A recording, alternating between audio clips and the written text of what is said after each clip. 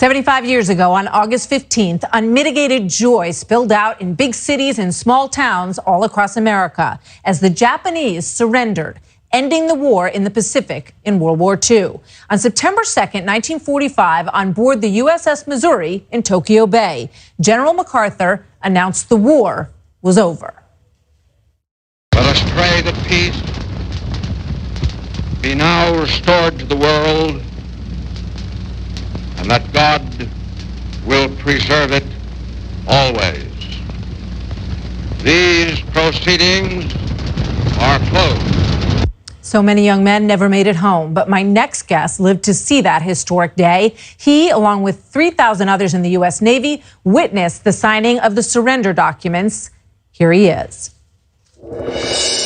World War II veteran Tony DePhillips joins me now, along with Tim Gray, filmmaker and founder of the World War II Foundation. Gentlemen, thank you so much for being here. And Tony, thank you so much for your service in World War II. What goes through your mind when you think back to that day on those upper decks, watching the Japanese dignitaries and the USS military leadership sign those surrender documents? Happy, happy, happy to see it end.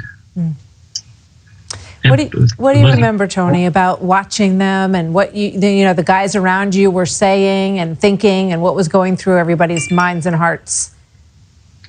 Well, they were glad it's over, and want to go home. Of course. That's it's about the size of it. I read in some of what you said that they gave all 3,000 of the members of the U.S. Navy a card to commemorate the fact that you were there, right? Yes.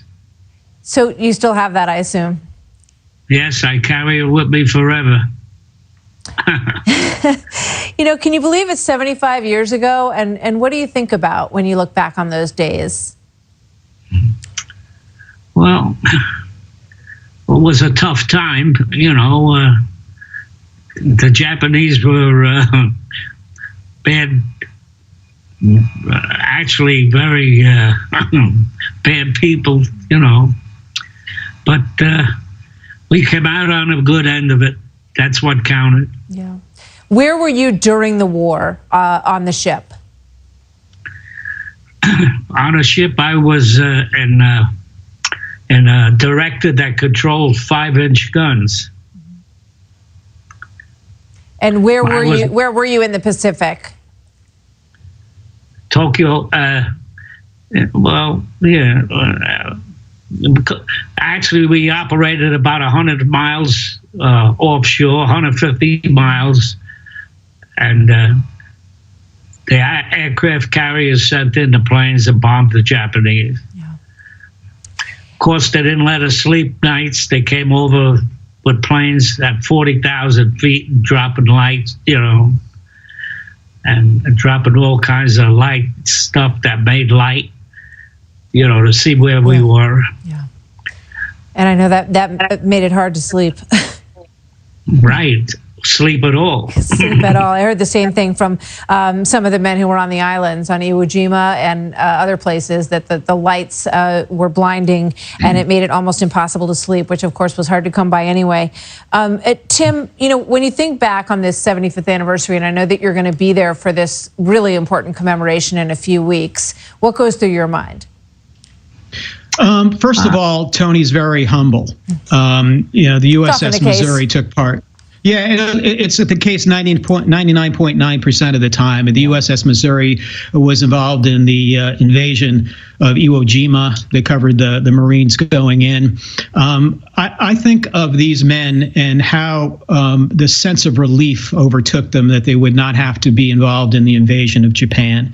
And if Japan was invaded, and that was the plan up until the dropping of the atomic bombs, we're talking about 1 million plus American casualties. We're talking about maybe 10 million Japanese casualties, and Japan being wiped off the face of the earth.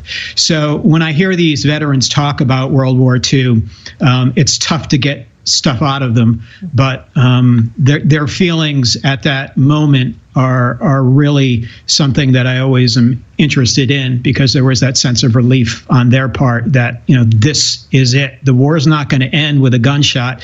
It's going to end with ceremonial pens being signed on the USS Missouri. And that was, for the guys in the Pacific, that was important. And for the guys in Europe waiting to go to the Pacific and have to face that whole situation after fighting in Europe, there was just that, as you said earlier, that sense of joy. Tony, thank you so much. Thank you for your service in World War II and for spending some time with us today, gentlemen. It's great to be with you. Tony DePhillips, World War II veteran on the USS Missouri, and Tim Gray, who will be there covering this momentous occasion of the 75th anniversary. Thank you so much, gentlemen.